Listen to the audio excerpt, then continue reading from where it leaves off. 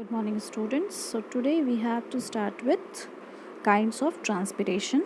So there are three types of transpiration, that is stomatal transpiration, cuticular transpiration and lenticular transpiration. The transpiration which occurs through stomata is known as a stomatal transpiration. The transpiration which occurs through the cuticle is known as cuticular transpiration, and the transpiration which occurs through the lenticels is known as lenticular transpiration.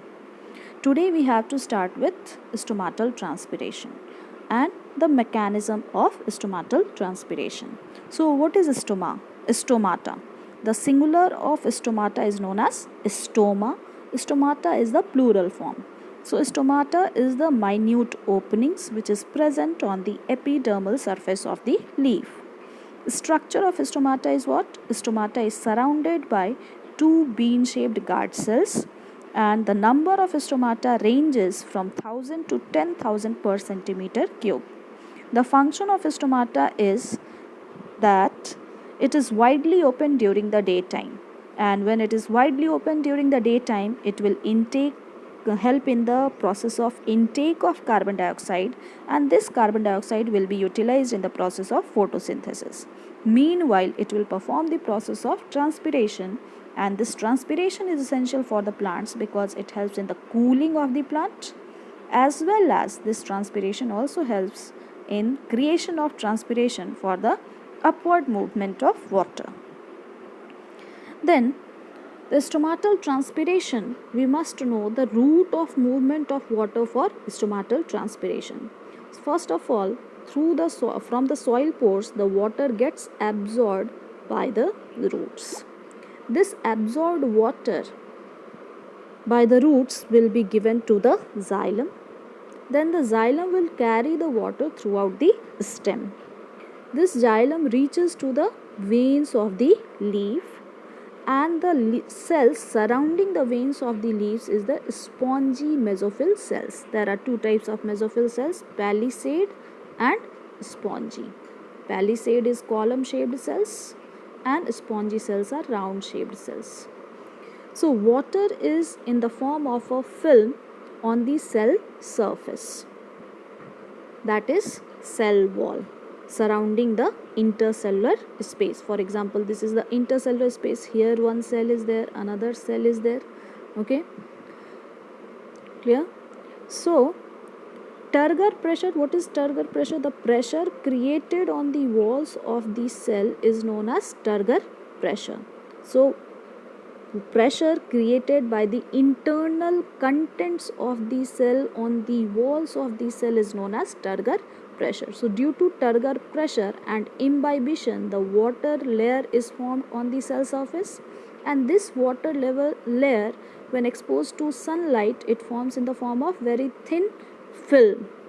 Okay, so water in the form of film evaporates and forms water vapor. Water in this form of film on the cell surface will get evaporated and form the water vapor. Now this intercellular space, this is the intercellular space, will get saturated with the water vapor. Now this water vapor will move from one intercellular space to the another intercellular space, and then it reaches to the substomatal space. This is substomatal space, and then it will escape out through the stomata to the outer atmosphere. Okay, so movement of water vapor from cell surface to atmosphere is the result of diffusion, and you know diffusion is the movement of fluids from higher concentration to the lower concentration. Now here is the diagrammatic representation of transpiration. Here this one is the xylem present in the veins of the leaf. This is the spongy mesophyll cells, and this is the palisade mesophyll cells. Okay, so the water is moving from the veins to the spongy mesophyll cells. So cell to cell the water is moving through osmosis, and this due to the water content, a pressure is created on the walls of the cell, and this pressure is known as turgor pressure. And by imbibition, the water is moving from cell surface to the other cell surface. So through imbibition, when the water is moving from one cell surface to the other cell surface, it is forming a very thin layer of water due to the sunlight, it forms a very thin layer of water and it gets evaporated in the form of vapor. So now this is what? The intercellular space. Here this is also what? Intercellular space.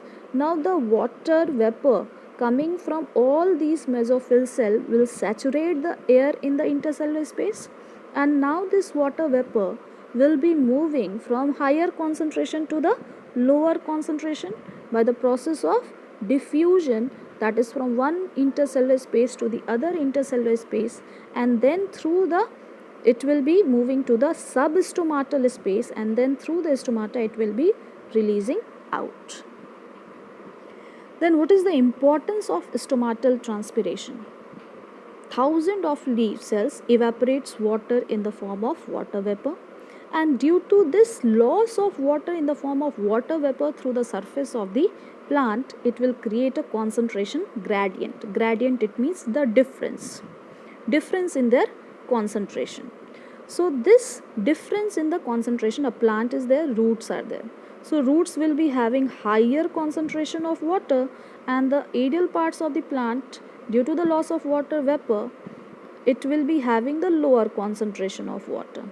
Okay, so this is known as the concentration gradient, and this concentration gradient will result in the upward movement of water, and this is caused due to the process of this lower concentration of water in the aerial parts of the plant is due to the transpiration, and due to this transpiration the concentration gradient is set, and when the concentration gradient is set, the water is moving from higher concentration to the lower concentration, and this pull is only known as what? Transpirational pull.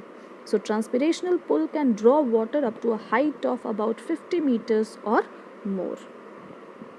Now comparison of rate of transpiration. There are two surfaces of the leaf.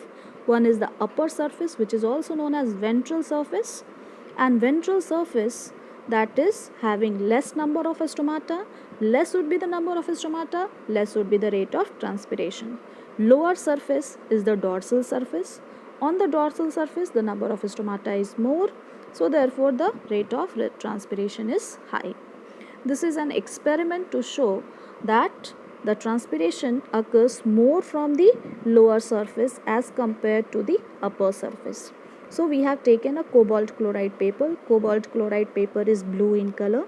So this on the upper surface of the leaf, with the help of two glass slides and pins, we have attached the cobalt chloride paper, and this leaf should be attached to the parent plant, and this arrangement should be kept in the sunlight.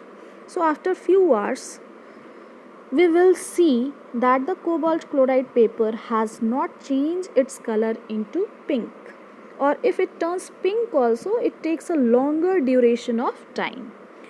If we attach the cobalt chloride paper on the lower surface of the leaf, when the cobalt chloride paper is attached to the lower surface of leaf, it turns pink immediately. Why? Lower surface has more number of stomata. More is the number of stomata, higher is the rate of transpiration. Higher is the rate of transpiration, easily it will turn into pink, or in less duration of time it will turn into pink.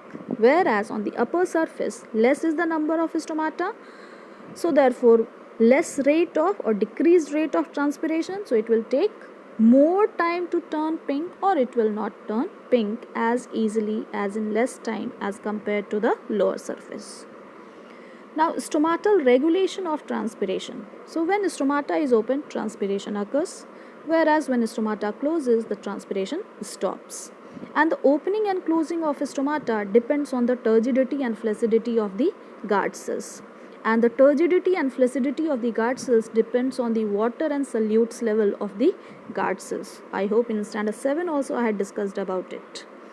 If water level of the leaf decreases, then the guard cells will become flaccid, and when the guard cells will become flaccid, the stomata will get closed and the transpiration will stop. This is how the stomatal transpiration is regulated. Here the guard cells are there, and when the guard cells are turgid due to the intake of water from the surrounding cells, the guard cells becomes turgid, the stomata becomes open, transpiration will occur. Whereas at night, what happens?